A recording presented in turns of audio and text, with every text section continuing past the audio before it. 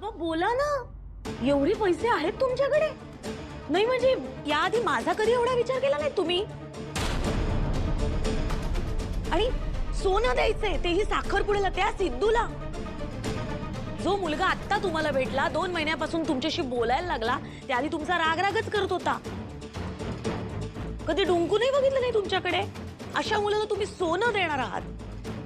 हा. आणि मी म्हणतो का द्यायचं त्या सिद्धूला? कोण लागून गेला तो आपला? हा म्हणजे कोण लागून गेला म्हणजे? सिद्धू माझा सख्खा भाऊ आहे हे विसरताय का तुम्ही संतोष दादा? असेल म्हणून काय सोनं घालायची गरज नाही. उद्या म्हणाल दुधाने आंघोळ घाला. इनाफ संतोष दादा, आता हे अति होते. तुमचा नेमका प्रॉब्लेम काय आहे? माझा भाऊ भीक नाही मागत आलाय तुमच्याकडे. आई बाबा त्यांच्या मर्जीने देणार आहेत त्याला गिफ्ट, काय? तेही त्यांच्या पैशाने. तुम्ही जो घर खर्च देता त्यातून देणार नाहीये. तरी बरं इतकी वर्ष घर खर्च देतोय मी, तुमच्यासारखं फुकट राहत नाहीये. संतोष, अरे हो शांत बसा जरा. फुकट राहायची हौस नव्हती आम्हाला संतोष दादा. हॅरी कमवत नव्हता तेव्हा मी म्हटलं होतं की मी घर खर्च देईन, पण तेव्हा बाबा नाही म्हणाले.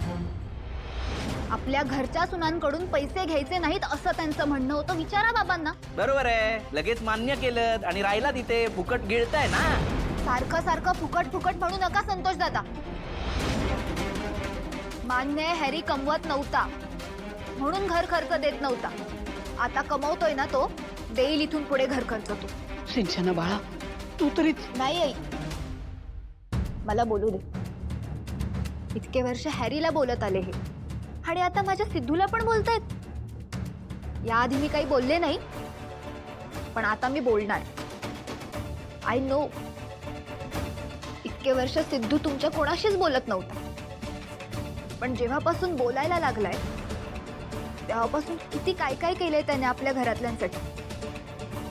बाबांचा ऍक्सिडेंट झाला तेव्हा सिद्धूनेच केलं ना सगळं. बाबांना हॉस्पिटलमध्ये नेण्यापासून, त्यांना ऍडमिट करण्यापासून ते त्यांची ट्रीटमेंट करण्यापर्यंत कोणी केलं हो सगळं? सिद्धूनेच केलं ना. आणि काही झालं तरी आपल्या बाबांच्या ऍक्सिडेंटचं काढायचं. त्यात काय एवढं कौतुक आहे? हा अगं, तिथे सिद्धूच्या जागी दुसरं कोणी असतं ना तरी हेच केलं असतं, हॉस्पिटललाच नेलं असतं. त्यात सिद्धूचं काय कौतुक? कुणी केलं असतं का? हो. मग हरीश भाऊजींनी आणि तुम्ही का नाही केलं? खरं तर तुम्हा दोघांना संधी होती बाबा जेव्हा ऍडमिट होते त्यांच्याजवळ थांबण्याची, पण तुमच्यातलं कुणीच गेलं नाही त्या दिवशी.